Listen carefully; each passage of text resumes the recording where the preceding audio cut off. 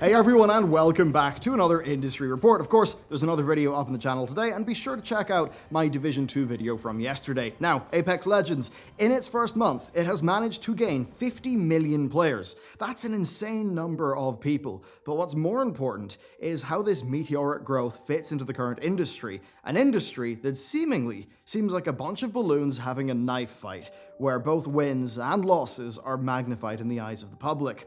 When it's possible to experience so much growth, I really think you see why companies are really more these days in the business of unicorn hunting. Moving over to the game front, well, some significant issues have cropped up, such as having below par netcode and pretty darn sloppy hitboxes that are leading to large balance problems, especially for poor old Gibraltar. And then also, the game was leaked a year ago, but to no fanfare. So there's a lot to recap, but first, the breaking news, the new hotness.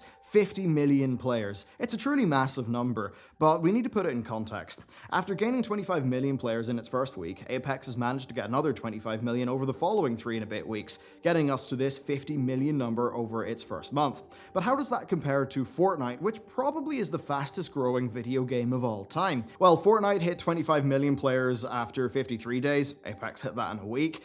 As for 50 million, well, Fortnite hit that number, I believe, around 125-ish days into its life. Already, though, we're seeing that the total growth rate for Apex Legends, like so far, is over double that of Fortnite, which is rather crazy. And that's with Apex Legends now being at a platform disadvantage. You see, Fortnite launched its mobile version on iOS last March, with mobile then propelling that game to having a rather insane 200 million players. So what's the key takeaway here? Well, Apex Legends has significantly outperformed Fortnite on the core gaming platforms, it seems. Sure, Fortnite is overall a lot larger because of mobile, but for both like their first 50 million players were from PC and consoles, and Apex was able to capture that same sort of amount of the market in under half the time, showing that Apex really seems to be resonating better with core audiences. Now, when you look at its art and its gameplay style, I think that makes a good bit of sense. Fortnite is a lot more goofy, it seems to be aimed at a younger audience, while Apex Legends seems to be aimed at, well, people who feel old and bewildered by Fortnite. Like me. I mean, just look at this kid, utterly destroying a FaZe clan member using an iPad. I don't think I'll ever reach that level of proficiency with a touch device. It's pretty insane. But, I mean, come on, gameplay-wise, I think it's easy to see why Apex is a better fit for a more traditional core market, so I suppose the question is how many people will continue to pick up the game? At what point are they going to tap out the market? Well, there are, I believe, just over 40 million Xbox Ones. I think there's like 95, 97 million PS4s. Now, for PC, it's a lot harder to quantify, but we know that Steam alone had an average of 90 million monthly active users in 2018, so we could probably say that the active PC gaming audience is like about that size.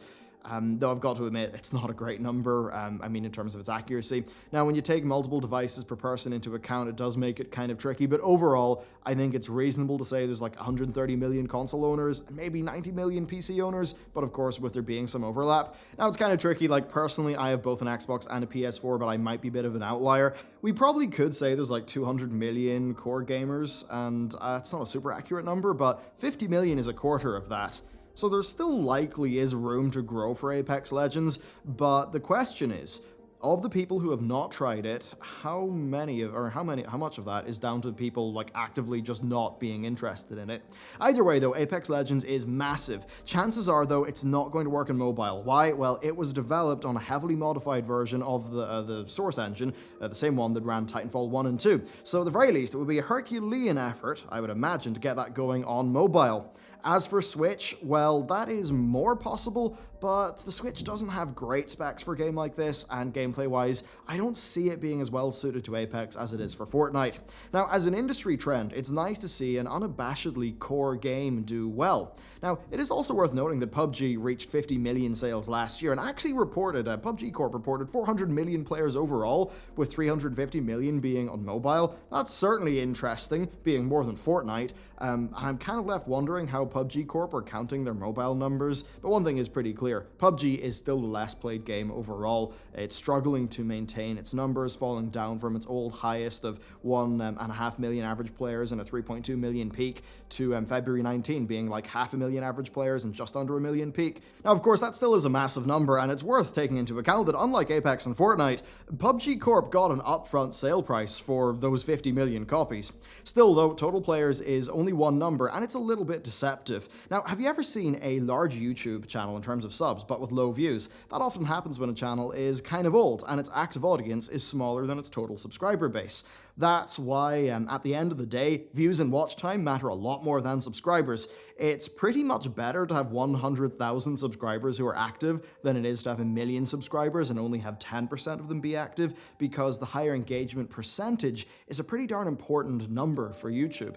And it's kind of like that with video games. Sure, Fortnite has accrued all of these players, but Apex has 50 million in the last month, meaning that right now it has 50 million monthly active users across all platforms, which is just massive, especially when you remember that Steam itself has 90 million monthly active users.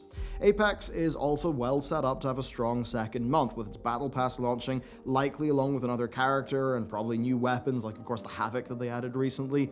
Chances are that will further propel growth. Now, as expressed by Twitch.tv interest, well, Fortnite still is larger. However, Fortnite did recently launch its 8th season, which is interesting because it seems to ape Apex's ping system and has a lot of hints of there being a respawn mechanic on the way. Now, over the last 7 days, Apex averaged 128k viewers, while Fortnite averaged 148, but Apex is streamed by an average of 7,000 channels, while Fortnite is being streamed by an average of 11.3 thousand channels, meaning that Apex does have a higher sort of view to channel ratio. Overall, Fortnite did have a weaker February than Apex did, with Apex really seeming to eat into its viewership, but of course, Season 8 has gained ground for Epic, with Apex's first season not really launching yet. Now that said, I think Fortnite is and likely will continue to be more experimental with its seasonal updates and its events. Epic don't seem to care about meta at all. I mean, just look at the Infinity Blade that they added mid-tournament, which is mad, but I think they're going to give people more just reasons to actually check out the game because they're more willing to do crazy stuff. But with Apex, I think it's a more serious game, and I think it's fair to say that its seasons will probably be less transformational. Where Fortnite can compete with crazy events and promos, Apex has to compete the old-fashioned way, with new characters, new weapons, and new maps. As a core gamer, that's exactly what I want, but the thing is, it is harder to develop characters and maps than it is for Fortnite to throw in an Infinity Blade or, I don't know, get a famous person to stream it. Next though, let's talk about the leak. This is kind of cool. Apex Legends was leaked a year ago.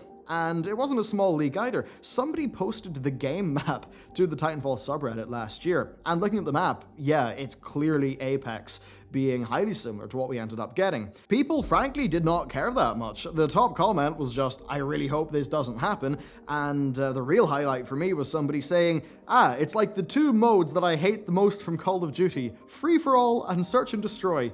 Yep, that's what a battle royale is. It's free-for-all and search and destroy. So people were kind of cynical, suffice to say. Of course, when Apex Legends hit, they were even more cynical. During the initial live stream, everyone was spamming dead game in chat. When I first made my video about the Apex leaks, most commenters thought just, oh, it's another BR, I don't care, I want Titanfall 3. Yet, somehow, they were able to cut through all of that cynicism and release one of the most successful games of the year, likely of the year in total, and actually, potentially ever. Some say that seeing is believing, and I think that's the core of it. Apex has, well, it has to be played, to be understood, to be got. A marketing campaign's not going to convince people, so they were able to cut through the skepticism by just putting the darn thing in players' hands, cutting out all of the usual fanfare. A very smart move indeed. Next though, let's talk about the significant gameplay issues that are currently being faced by Apex. The first is the hitbox situation, and it really is quite rough, with this fantastic visualization really making the point perfectly. As you can see, hitbox size varies wildly, leading to major balance problems because of course every character has the same amount of health and armor. And I really felt this initially because I was playing Gibraltar, who's massive. Now, after switching to Wraith and Bangalore, it's incredible how much more just survivability I have, especially because of the modern meta. And it's not about picking away from people by headshots, with a sniper long distance. No, it's all about fast-paced, close quarters engagements with shotguns. Now, while a choked Peacekeeper is going to melt everyone, well, an unchoked one is still going to melt Gibraltar because he's just so darn big. The current meta also doesn't favor his gun shield, which really is not that useful in a Peacekeeper duel, leading to him being quite weak indeed. And it's hard to see a fix for the developers that doesn't involve changing the nature of the game, because decreasing Wraith's health while buffing Gibraltar's seems like the easiest option, as an example, but that would really change the nature of the game's balance. I like the design of everyone having the same amount of health and shields baseline, so I think that probably ability-based fixes are the best. Bangalore has her sprint and her smoke grenades. Pathfinder has an absurd hitbox that needs to be fixed, but he has his grapple for movement. Perhaps Gibraltar's gun shield could just be an extra 25 to 50 barrier that maybe replenishes every 15 seconds as just a core part of the character's ability set. Regardless though, they need to tighten up their hitboxes in general, but it's hard to see how they're going to design their way around this one. Next up, servers. So the netcode situation for Apex Legends is honestly pretty dire, and it's something that I found quite noticeable, but wasn't really able to put my finger on it, especially because the game doesn't really have a replay system yet. But thankfully, Battlenonsense exists. He is a fantastic YouTuber, and he's well known for his in-depth netcode analysis videos. And man, his Apex Legends one is really, it's so revealing. So, the game has a tick rate of 20, but it almost always prioritizes the experience of the shooter when it comes to its lag compensation, meaning that more than most games, you really can be shot when you technically have just ran behind a wall. I really felt this when playing Gibraltar with his large hitbox. Now look, I don't want to cannibalize Battlenonsense's entire video. I really think you should watch it if you're interested in netcode. It's a brilliantly put together video, but that really is the core of it. Apex Legends has pretty darn below par netcode, even compared to the likes of Fortnite and PUBG. I suppose the bright side here is that Apex Legends is undoubtedly a tremendous game. Even with these problems, it's really fun. These problems have not held it back, so while they are annoying, well, the game still is tremendously fun with the problems, meaning that once those problems are fixed up, it will be pretty darn brilliant indeed. It might take a while though, especially on the server front, with the ideal of 60Hz servers likely being quite a development challenge. But still, for me, Apex is one of my favorite games right now. I'm just not getting bored of it. So even with these problems, I'm still going to keep on going, and I'm pretty keen to see what their Battle Pass, next character, and Season 1 are all like. So that's it for this video. Be sure to check out the other video on the channel today, which is a sort of a big update in Anthem, and also some talk about game engine architecture and how the crashes on the PS4 could actually happen.